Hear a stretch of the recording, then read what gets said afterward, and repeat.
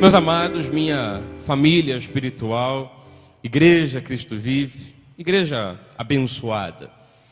Olha, Deus disse ao povo de Israel, você sabe que toda a palavra dos profetas foram dirigidas ao povo de Israel. Deus disse ao povo de Israel que derramaria da sua bênção sobre os seus descendentes. Uma primeira palavra eu quero deixar aqui, dizer que nós somos filhos de Abraão pela fé. Paulo chega a dizer que nós somos o Israel de Deus, ainda que não tenhamos sangue israelita e ainda que não tenhamos marcas no corpo, tipo a circuncisão. Na verdade, fomos circuncidados lá no coração, né? Então, nós estamos debaixo dessa palavra. Nós estamos debaixo dessa palavra porque ela é viva, ela é eficaz, ela dura por todo sempre. A palavra de Deus não passa jamais. Mas há uma coisa interessante nesse texto que me chamou a atenção, que é o fato de que, conforme foi dito nesse texto, em pouquíssimas vezes Deus fala de derramar bênçãos.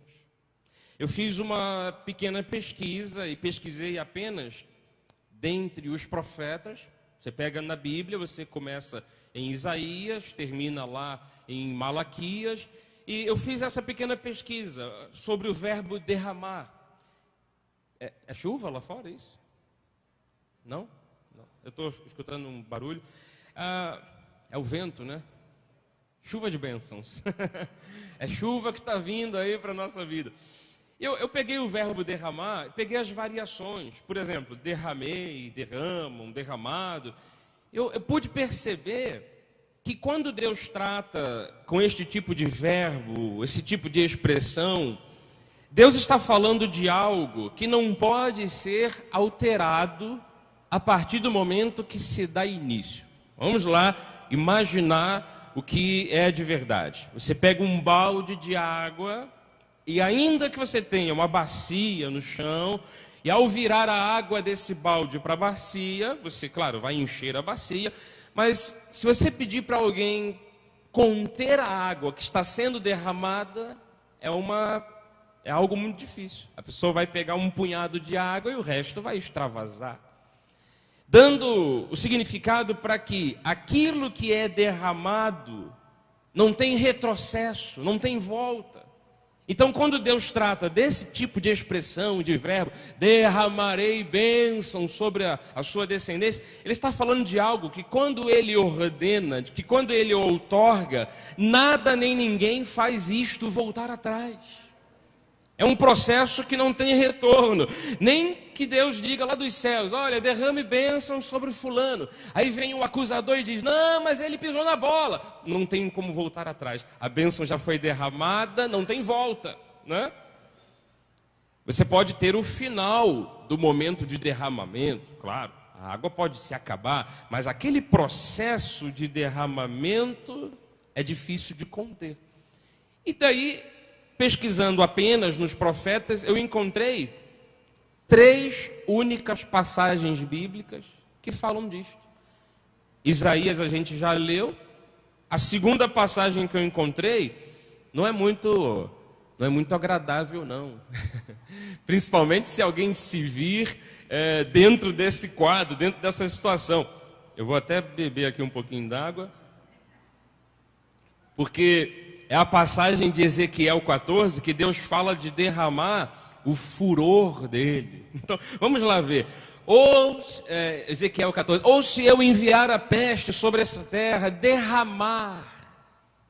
Então, é a segunda vez nos livros dos profetas que Deus usa esse tipo de verbo. Se eu derramar o meu furor sobre ela com sangue, para eliminar dela homens e animais. Olha o versículo 20.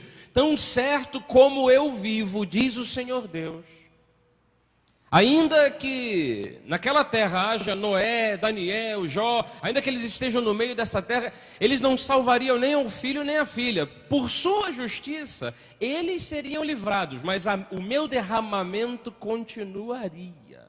Dando mais uma vez o sinal de que quando Deus diz assim, se derrame algo, não há volta. Ok? ok? Tá todo mundo ligadinho aí? E a terceira passagem bíblica que eu encontrei, que é a única que sobrou agora, é aquela passagem bíblica de Malaquias 3:10. Então, volto a dizer, quando Deus trata de derramar algo, nem Ele mesmo suspende o processo do derramamento. E Malaquias 3:10 diz: trazei todos os dízimos à casa do tesouro, para que haja mantimento na minha casa, e provai-me nisto, diz o Senhor dos Exércitos, se eu não vos abrir as janelas do céu e não derramar sobre vocês bênção sem medida.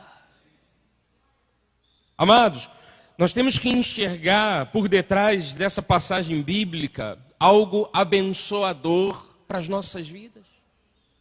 Mas bispo, é o que mais se faz em igreja, todo mundo já sabe de cor, salteado, que tem que trazer oferta, dízimo. Não, não tem que trazer. Nós trazemos por fidelidade à casa de Deus.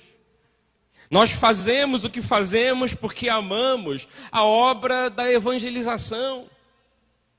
Mas aqui está algo até mesmo misterioso, porque, amados, não podemos compreender isso aqui pela lógica humana. Ah, já entendi, a partir do momento que eu trago um dízimo, Deus vai lá e abre uma janela do céu. Não é uma questão de lógica, é uma questão de milagre, é uma questão de um agir de Deus. Por isso a gente tem que fazer o que faz, por fé. Não podemos pensar logicamente, já sei, Deus cobra de mim alguma coisa. Porque imagina se eu não pagar a Deus, como é que fica a minha vida? Negativo.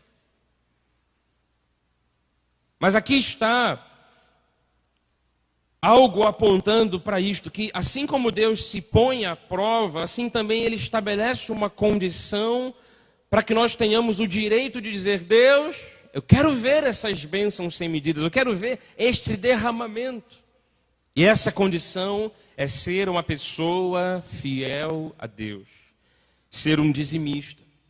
Eu quero dizer a partir desse momento, depois dessa introdução, que esse é o assunto desta noite, o dízimo e o fato de recebermos bênçãos sem medidas por conta dessa atitude.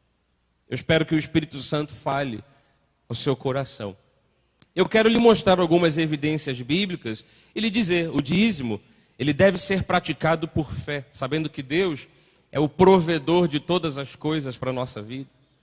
O dízimo deve ser oferecido à obra do Senhor, sabendo que Deus é aquele que supre todas as nossas necessidades. E ser dizimista é ser uma pessoa que honra Deus, ser dizimista é ser uma pessoa que obedece às regras de Deus. E ser dizimista é uma demonstração de amor, de generosidade para com a igreja do Senhor. Você sabe, há muitas regras antigas, muitos mandamentos do Antigo Testamento em relação a isso. Por exemplo, quando iria se construir o santuário e ali iria haver celebrações a Deus. Deus deu uma ordem em Deuteronômio 12:11, quando disse assim: então haverá um lugar que escolherá o Senhor vosso Deus, para ali fazer habitar o seu nome. Olha aqui para mim um pouquinho. Hoje nós sabemos que o verdadeiro santuário onde Deus habita é no nosso coração. Onde eu estou, onde você está, ali está um santuário de Deus. Mas quando Deus anunciou o santuário físico, onde havia os sacerdotes, onde as pessoas até peregrinavam para ir até aquele local, Ele disse: olha, haverá um lugar, ali vocês vão ver o meu Espírito habitando, o meu nome sendo celebrado. A esse lugar farei chegar tudo que vos ordeno: vossos holocaustos, vossos sacrifícios, vossos dízimos, oferta das vossas mãos, toda a escolha dos vossos votos feitos ao Senhor. E isto ficou como exemplo para os dias de hoje. Hoje a gente participa não de um santuário propriamente dito, nós participamos de uma congregação. A gente só pode chamar esse local de igreja porque aqui estamos, né? Mas daqui a 40 minutos, quando formos para a nossa casa, é apenas um prédio. Porque igreja, de fato, é o povo de Deus reunido, somos nós. Mas eu quero dizer que essa questão do dízimo, de tirar 10% do que se recebe, 10% da renda, 10% do lucro, e oferecer a Deus. Isso foi feito, na verdade, por Abraão. Abraão deixou grande exemplo, passou isso para o filho, depois isso foi passado para o neto. E óbvio que, como esses homens foram abençoados, essa atitude se tornou inclusive uma lei. Por isso você encontra na Bíblia, principalmente dentro da época da lei de Moisés, muitas regras minuciosas, cheias de detalhes em relação às contribuições. Tem aqui um exemplo de quando Hebreus 7:8 diz assim: olha, aliás, aqui são homens mortais os que recebem dízimos, porém ali aquele de quem se testifica que vive.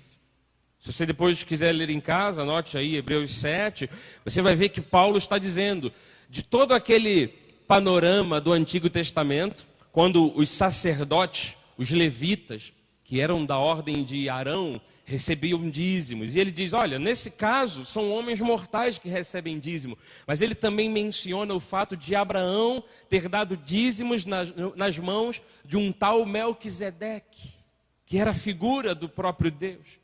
Significando que mesmo nesse período do Novo Testamento, né, você pode oferecer algo nas mãos de um homem mortal, como eu às vezes recebo aqui o teu dízimo, mas no fundo, todos nós estamos entregando algo nas mãos de Melquisedeque.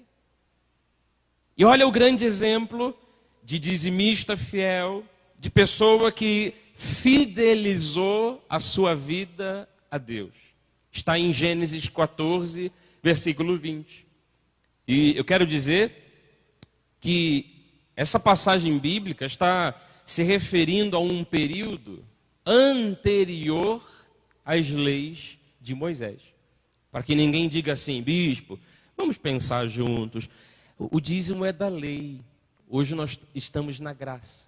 Na verdade, o dízimo é anterior à lei de Moisés. Olha aí a atitude que Abraão teve. E bendito seja o Deus Altíssimo que entregou os teus adversários nas tuas mãos, Abraão. E diz assim, de tudo lhe deu Abraão o dízimo. Ele deu dízimos nas mãos do Melquisedeque. Sabe esse exemplo? Ele passou de pai para filho. Sabe quem é o filho de Abraão? Isaque. E lá em Gênesis 26:12, semeou Isaque naquela terra. No mesmo ano recolheu 100 por 1, pois o Senhor o abençoava. Era um homem que aprendeu a semear conforme o seu pai semeava. Isso passou para o filho de Isaque. Amado, eu quero lhe mostrar que você como pai, chefe de família, você como mãe, dona de casa, você deve ensinar isso aos seus. Gênesis 28:22, lá estava o filho de Isaque, o neto de Abraão, o chamado Jacó, que depois teve o nome mudado para Israel, né? Ele diz, a pedra que erigi por coluna será a casa de Deus, e de tudo quanto me concederes, certamente, eu aprendi com o vovô, eu aprendi com o papai, eu te darei o dízimo. Volto a dizer, quero frisar mais uma vez, estes acontecimentos foram anteriores a toda a lei judaica, a toda a lei de Moisés. Então, quando Jesus cumpre toda a lei, ele não estava abolindo essas questões. É óbvio que se a gente faz parte de uma comunidade, a gente tem um interesse em contribuir, a gente tem um amor, um zelo pela igreja que pertencemos. Mas quando o assunto se torna bíblico e diz, tragam dízimos, é porque existe algo mais profundo por detrás disso. Eu reconheço que Deus realmente recebe da minha parte, da sua parte, de todos nós, a nossa contribuição. O dinheiro vai para o cofre da igreja, o dinheiro paga contas da igreja. Inclusive, uma vez eu ouvi uma pessoa dizendo, eu faço a minha parte. Eu entrego o meu dízimo, agora, o bispo que faça o que bem entender. Ele vai se ver com Deus. Eu disse, não, amada, não faz isso não, porque, olha, se por acaso um dia a irmã souber que eu estou usando mal o dinheiro da igreja, entregue o dízimo em outra igreja. Não, eu dou o dízimo, mas depois é o pastor com Deus. Nós não podemos ter esse tipo de sentimento. Nós temos que confiar no pastor, óbvio. Agora, o pastor desvia dinheiro, então eu não confio mais, eu vou mudar de igreja. Isso é uma questão, né, humana. Eu posso mudar de igreja, sim, mas eu tenho que entregar nas mãos do homem e dizer, eu estou entregando a Deus. Por isso que há muitas recomendações em relação a isso. Há uma recomendação no livro de Levítico, naturalmente eu estou usando passagens do Antigo Testamento, que tem em abundância esse tipo de assunto, mas que ela fala de algo bastante cheio de essência, né? Porque diz assim, todas as dízimas da terra, tanto dos cereais do campo como dos frutos das árvores, são do Senhor, santas são ao Senhor. Nós não estamos tratando apenas de algo financeiro, palpável ou matemático. Estamos tratando de algo que dignifica, exalta e glorifica o nome de Deus. Que demonstra a exclusividade que Deus é digno de receber. A Bíblia diz que a nossa dízima, a nossa 10ª parte é separada para Deus. É de Deus. Daí, o fato de você encontrar muitas pessoas, né, às vezes com a vida financeira amarrada, porque ela não tem um coração aberto para Deus, e ela diz, meu dinheiro é meu. De Deus, coisa nenhuma. Bispo, com todo respeito, Deus não precisa de dinheiro. Claro que não. Quem precisa é a igreja, que é a sua representação.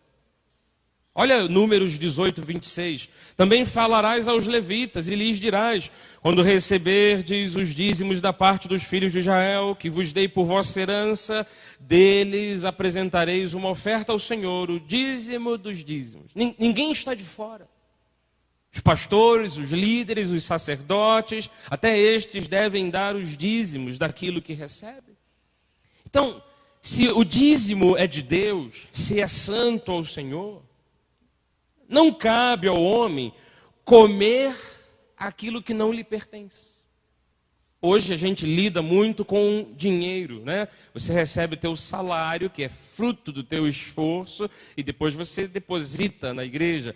Mas antigamente havia muita questão da agricultura, da pecuária, e o indivíduo que não lidava com dinheiro, ele, por exemplo, colhia um monte de milho, várias sacas de milho, e de cada 10 sacas, uma ele levava para o santuário, ele levava para o sacerdote. Todavia, imagine essa saca de milho, ele podia comer. O indivíduo tinha animais, ele diria, opa, de 10 vacas, todas estão frondosas, muito gordinhas, eu não vou dar dízimo, vou cortar só um colchão mole, levar lá para o sacerdote, mas eu vou comer parte dessa vaca que eu estou sacrificando. Ele poderia comer, e aí vem o texto de Deuteronômio 12, que diz assim, nas tuas cidades não poderás comer o dízimo do teu cereal. Hoje em dia, a gente vê isso como naqueles casos em que a pessoa diz assim, não, eu tô apertado, bispo. Eu preciso pagar uma parcela, sabe, da minha moto, do carro. Olha, e você sabe, essa parcela de R$200 é justamente o meu dízimo. É melhor eu acertar a minha vida primeiro. A pessoa está comendo aquilo que deveria oferecer. Você não deverá comer o dízimo do cereal, nem do vinho, nem do azeite, nem dos primogênitos das tuas vacas, tuas ovelhas, nem nenhuma das tuas ofertas votivas que houveres prometido, nem as tuas ofertas voluntárias, nem as ofertas das tuas mãos. Então, há às vezes esse acontecimento, a pessoa retém aquilo que é devido dar a Deus. Sabe o que acontece quando o indivíduo retém mais do que é justo? Deus castiga? Não. Sempre dá em pura perda. A Bíblia fala disso em Provérbios 11, 24. Diz assim, olha, a quem dá liberalmente, ainda se lhe acrescenta mais e mais. Agora, olha o detalhe. Ao que retém mais do que é justo, tem gente que tem medo, né? Ela diz assim, ai, não dei o dízimo esse mês. Agora o gafanhoto vai devorar a minha vida. O inimigo vai aprontar comigo. Agora acabou a minha história, porque ouviu histórias distorcidas. ouvir o ensinamento distorcido. Ah, mas se eu não der o dízimo, Deus não me castiga. Não, amado. Relaxe. Sabe o que pode acontecer? É você simplesmente não ter a possibilidade e a chance de ver as janelas dos céus se abrindo, porque isso é uma promessa para quem contribui. Uma coisa é você ficar estagnado. Deus não te lança na cova dos leões, não te amaldiçoa, não manda o gafanhoto te consumir tudo. Mas outra coisa é você ser multiplicado ou ter o potencial de multiplicação na tua vida. E é disto que estamos falando. De alguma forma, a chave da mensagem de hoje é essa. Devemos pensar na nossa vida como um todo. E que se quando eu sou um fiel ao Senhor, um dizimista na obra de Deus, Deus multiplica a minha vida, manda bênçãos sem medidas, eu posso relacionar isso ao meu futuro e pensar bem no meu futuro. Se eu quero ter abastecimento, se eu quero ver Deus abençoando a minha prole, os meus descendentes, derramando. Lembra aí do processo, né? Derramamento, não há como segurar. A ordem é dada, a coisa se executa. E lá na frente, nós vamos precisar de portas que se abram. Nós vamos precisar de gente generosa no nosso caminho. Nós vamos precisar de livramentos, sim. Então, quando Deus diz, eu vou repreender o devorador, eu vou abrir as comportas do céu, eu vou derramar a bênção sem medida. Isso começa nessa atitude de dar a Deus o que é justo. Agora, se eu seguro... Ai, não, mas eu tenho que pagar a parcela lá, eu estou preso em dívidas, bispo. Às vezes dá impura perda. A pessoa até acerta aquela parcela, tal, mas depois a vida pode se estagnar. Aliás, tem o versículo 25 também, né? A alma generosa prosperará. Quem dá a beber é descedentado. Então não pense você que Deus quer tirar algo da sua vida quando lhe chama a ser um contribuinte. Não, Deus ele dá ao homem a sua porção. Nós já temos a vida que vivemos. Claro que como brasileiros, eu disse hoje aqui de manhã, vivemos uma vida bastante apertada. As coisas no Brasil são muito caras. Com o salário que você tem, amado, com o salário que você tem, irmã, eu tenho que lhe dizer, você é uma grande guerreira, você é um grande guerreiro. Porque a gente se esforça, paga caro, paga bastante impostos, e na verdade Deus está nos dando isso como dádiva. Eclesiastes 5:19 diz assim, quanto ao homem a quem Deus conferiu riquezas, bens, lhe deu o poder para deles comer, receber a sua porção, gozar do seu trabalho, isso é dom de Deus. Às vezes a pessoa pensa, ai, Deus quer me tirar recursos. Não, amado, se você tem um trabalho, se você tem um salário, se você pode comer, se você tem saúde, isso já é dom de Deus na tua vida. E quando você acredita que a sua atitude de ser um dizimista é como ser um semeador nos canteiros da obra de Deus, você passa também a perceber que na hora que os frutos aparecem, você tem o direito de colher esses frutos. E além do mais, é bom ver a igreja para a qual contribuímos avançando. Além do mais, é bom ver que pessoas são alcançadas pela palavra que sai da nossa igreja.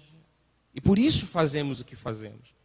Houve no livro de Crônicas, por exemplo, um fato, né, do capítulo 31, versículo 4, um fato muito, muito feliz, porque diz assim, além disto, ordenou ao povo, moradores de Jerusalém, que contribuísse com sua parte devida aos sacerdotes e aos levitas, para que pudessem dedicar-se à lei do Senhor. Logo que se divulgou esta ordem, os filhos de Israel trouxeram em abundância as primícias do cereal, do vinho, do azeite, do mel, de todo o produto do campo, também os dízimos de tudo trouxeram em abundância.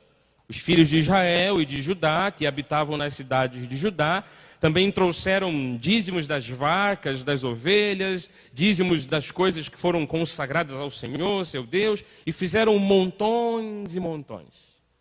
Eu aguardo por um dia como esse, sabe? Em que a gente diga, gente, temos a possibilidade de comprar o terreno da igreja. Aí o povo seja chamado a fazer isso e apareçam montões e montões, né, de recursos. E então quando o rei conclamou o povo, chamou, e todo mundo ofereceu. Isso foi algo muito feliz. Olha o versículo 8. Vindo, pois, Ezequias e os príncipes, e vendo aqueles montões, bendisseram ao Senhor e ao seu povo de Israel. Eles tiveram motivo para louvar a Deus, motivo para agradecer ao povo. Agora, olha os versículos 20 e 21. Assim fez Ezequias em todo o Judá, fez o que era bom. Aleluia. Fez o que era reto, verdadeiro, perante o Senhor seu Deus, em toda a obra que começou no serviço da casa de Deus. Não está falando de todo o reinado dele, não. Está falando no serviço da casa de Deus, na lei, nos mandamentos, para buscar o seu Deus de todo o coração. O fez e tudo deu certo.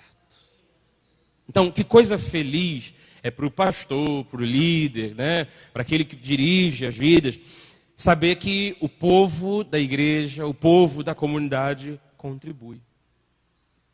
Então eu quero dizer algumas coisas para nós irmos aqui para o final dessa mensagem. Mesmo que você tenha dificuldades, mesmo que você tenha certos apertos, às vezes a pessoa diz assim, bispo, a minha situação é difícil porque eu não consigo nem guardar, nem poupar um pouco de dinheiro. A dica que eu lhe dou, eu disse aqui hoje de manhã, é aquela dica, 10, 10, 80. Diga aí, 10, 10, 80. 10% para Deus, outros 10% do teu salário, procure guardar. Guarde durante um ano inteiro. Não precisou usar? Vai lá, tira, faz uma viagem, compra alguma coisa. 10, 10, 80. Use apenas 80%. O dízimo, depois 10% de poupança e use 80%. Claro que a gente tem algumas situações em que a pessoa diz, bispo, calma aí, eu tenho usado a cada mês 115% da minha renda, quer dizer, 115 passa, porque o indivíduo bota um cartão de crédito para cobrir o outro, ainda tem uma dívida a mais, então ele diz, eu estou apertado, mas peça a Deus um livramento dessa situação e peça a Deus uma sabedoria para fazer isso, 10, 10, 80. O meu dízimo é santo ao Senhor. Os meus outros 10% eu vou guardar. Posso guardar por 2 anos. Se eu não precisar, ok. Se eu precisar, posso precisar em 3 meses. Foi eu guardado. Eu pego aquele recurso. E os meus 80% eu vou usar durante o meu mês inteiro. Você vai perceber que a tua vida vai prosperar, vai enriquecer, você vai ter recursos para a tua vida. E se você puder contar com um Deus que considera que o dízimo que você semeou se transforme num fruto maravilhoso para você, a tua contabilidade sim vai ultrapassar essa questão do 10, 10, 80. Você vai ter 1000 vezes mais na tua vida, amado. Dê um lindo aplauso aí ao Senhor. Você vai ter infinitamente mais. Ah, mas eu tenho dificuldade. A dica para você é a do Salmo 126. Os que com lágrimas semeiam, com júbilo ceifarão. Não pense que o momento atual de aperto é um momento para você dizer assim, não, um dia eu me organizo melhor. Não, amado, chegou a hora de você dizer, Deus, ajuda-me, eu quero administrar bem a minha vida, não quero estar enfiado em um monte de dívidas, amarrado com situações financeiras, ainda que seja algo, sabe, que você tenha que dizer, como é que eu faço? Pago aqui, pago ali, e dizer ao outro, olha, espera um pouquinho. Aqueles que com lágrimas semeiam, a questão está em semear, ele vai andando pelo caminho, mas depois ele ceifa. O versículo 6 diz, quem sai andando e chorando enquanto semeia, você acha que vai voltar sem nada? De mãos abanando? Não. Voltará com júbilo, trazendo os seus feixes na mão.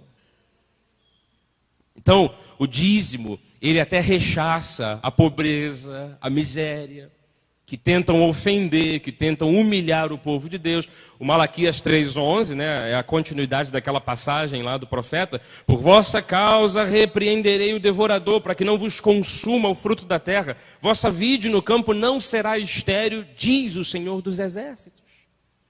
O Provérbios 3,9 diz assim, honra o Senhor com os teus bens, com as primícias de toda a tua renda. Se encherão fartamente teus celeiros. Então, temos que compreender que há por detrás dessa atitude um milagre de Deus. Para a vida dos fiéis, ele diz: o gafanhoto não vai tocar a sua vida. A praga não vai chegar na tua tenda. Você terá janelas dos céus abertas com bênçãos sendo derramadas. E aí pode vir o diabo querendo cortar a tua bênção. Já derramou, não tem jeito. Tem que chegar até você. E o fato é que são bênçãos sem medida. Quando você pensa que pode medir, dizer, poxa, foi uma bênção grandona. Não, é algo que nós não podemos nem medir. Isso acontece porque Deus honra aqueles que o honram. Malaquias 3,6, Deus disse: eu, o Senhor, não mudo. Então, mais uma vez eu digo, a chave da mensagem de hoje é pensarmos no nosso futuro relacionado a tudo isso. Podemos dizer, como Davi um dia disse em Salmo 37, eu já fui moço, agora sou velho, porém jamais vi o justo desamparado. E todos nós aqui temos muita coisa para viver, amados. Temos muita estrada pela frente. Até que Jesus volte para nos buscar, nós temos que ver isso aqui, chegar lá na frente, olhar para trás e dizer: olha, Deus não desamparou. Muito pelo contrário, multiplicou, acrescentou, aumentou. Paulo, ele disse para Timóteo: Timóteo, vamos confiar em Deus para isso. Vamos depositar a nossa confiança em Deus. Que ninguém se apoie no dinheiro, que ninguém se apoie na riqueza. Sabe, 1 Timóteo 6,17, ele diz assim: não depositem a sua esperança na instabilidade da riqueza, mas depositem em Deus, que tudo nos proporciona ricamente para o nosso aprazimento. Eu creio nisto aqui, amados. Deus abre portas, Deus coloca situações novas para o nosso contentamento, para o nosso prazer.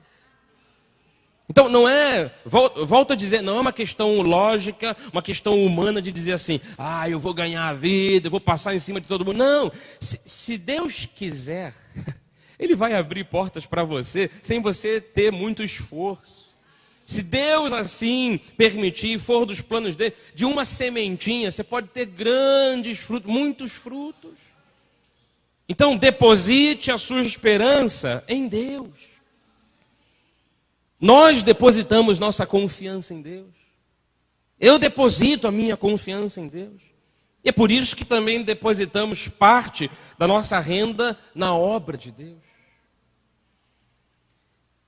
E nós devemos demonstrar a nossa fidelidade a Deus em todo o tempo e em todas as situações, em todas as áreas da vida.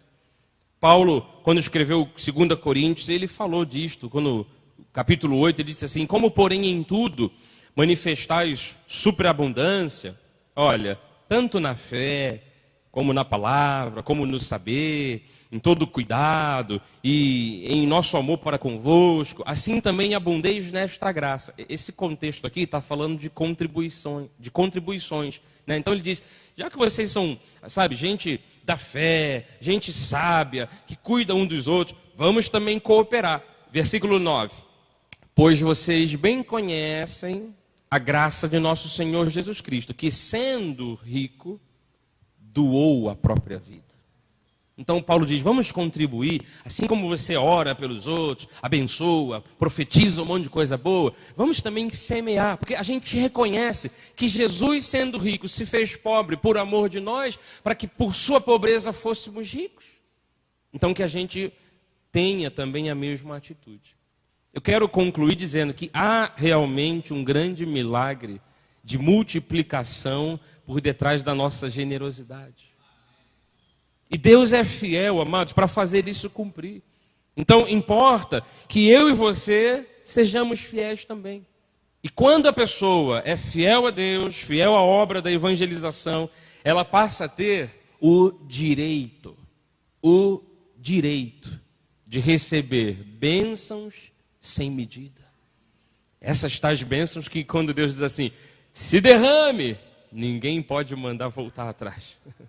Não há retrocesso, né? Então creiam nisto aqui, 2 Coríntios 9:8, que Deus, Ele pode fazer-vos abundar em toda graça, a fim de que, tendo sempre em tudo ampla suficiência, superabundeis em toda boa obra.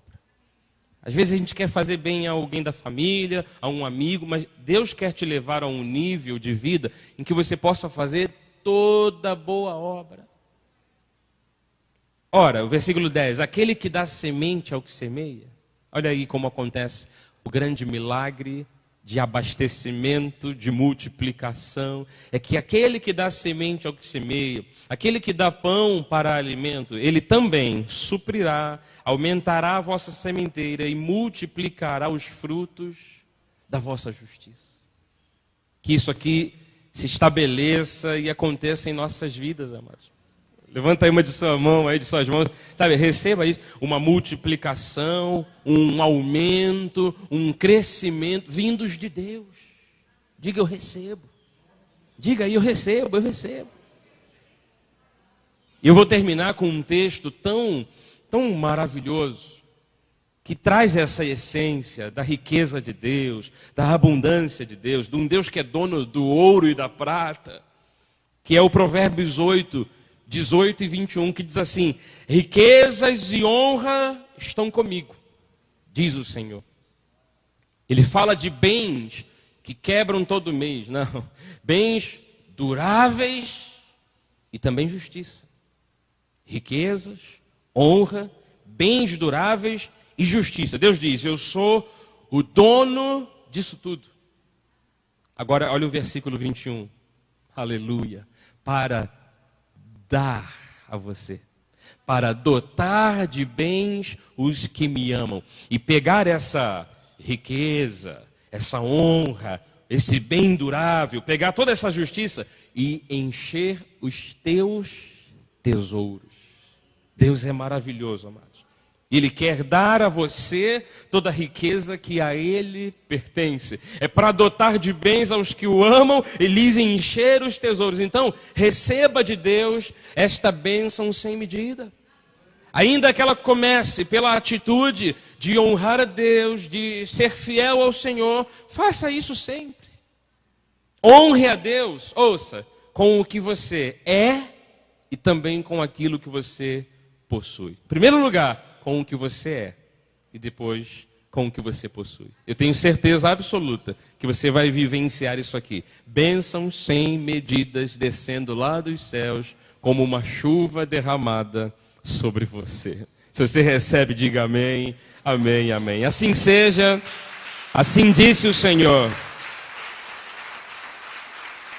Glórias a Deus.